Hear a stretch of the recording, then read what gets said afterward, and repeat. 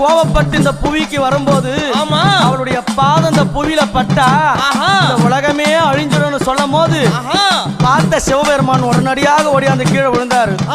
அவளுடைய திருமேனியான பாதம் சிவனுடைய மேல படணும். அவன் கோபம் தெளினு கீழே இருக்கிற கணவனும் தெரிஞ்சு கூட எங்க அம்மா அவ கட்டி நல்ல அம்மா கணவனைய அவ கட்டிய கணவனைய அவ காலால மேதித்தவளாம் அவ கட்டிய அம்மா கணவனைய அவ காலால அம்மா மேதித்தவளாம் அவ புலித்தோளாட காரியா அவ சில வளர்ந்த புங்காவன காரியம்மா